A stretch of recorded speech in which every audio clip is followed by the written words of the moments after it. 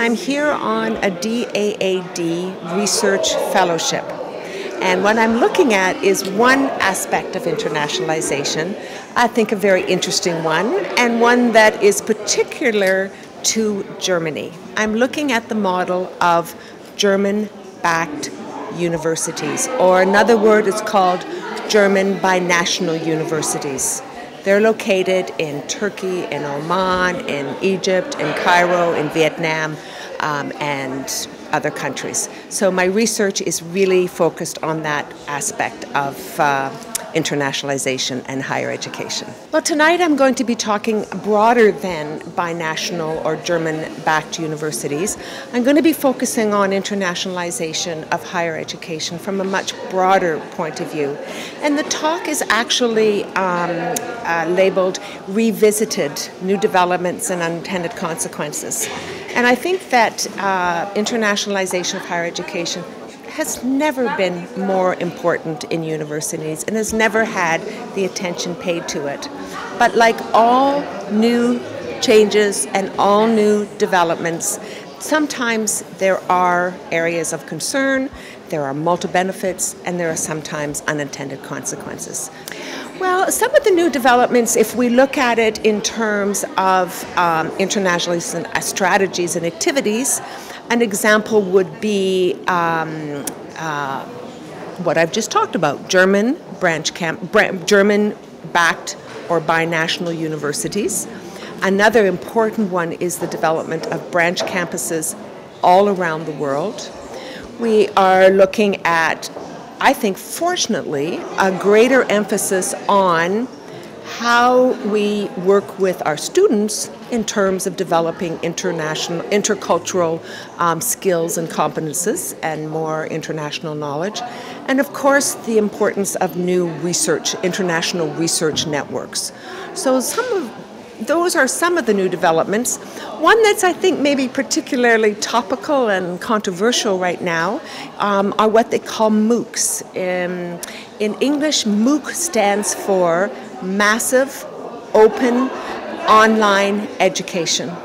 And these are huge new courses that are being offered to literally thousands and thousands of students free of charge through Harvard, through Stanford, through universities in many different countries. So this is sort of the next generation of online education. So that's an interesting new development as well. So I would say that the issue has started perhaps in the United States, but now is bringing in students from all over the world. And I understand actually that there are 3 German universities who've also joined this consortium. So this is a new trend and actually maybe a new fad. And we haven't yet seen the benefits, all the benefits or all the risks.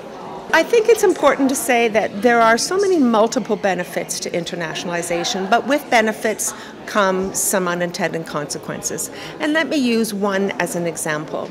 There has been such an increase in student mobility, very welcomed, very impressive in terms of Germany's outgoing student mobility, as well as the number of international students that are coming in.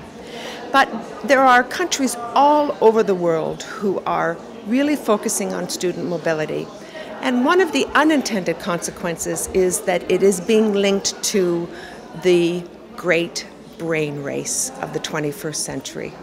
And by that, I think we're really talking about some of the brain drain issues, some of the brain gain issues.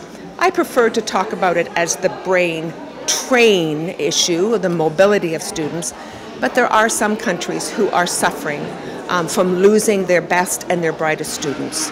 They maybe will go home in the long term, but in the short term they haven't. So there's one unintended consequence. I think a second unintended consequence has been the whole competitiveness attached to internationalization. Internationalization, I think, was founded on the values of cooperation and collaboration, but now that it is mistakenly, in my terms, being linked to rankings and branding, that now it is being devalued in terms of being a marketing exercise rather than something that really looks at academic benefits. So those are two examples of unintended consequences we'll talk about tonight. I think that I think we need to focus really on the benefits of internationalization, but because internationalization is often including partnerships between countries, that we have to look at the benefits that, number one, are academic in nature. We've been looking a lot at economic benefits and political benefits and commercial benefits, but I think we need to keep our eye on the ball when it comes to academic benefits. And when it comes to academic benefits, I think we need to keep the student in mind. I really think that it is our students and our faculties and our coursework and our research that hopefully will be benefiting from our internationalization strategies.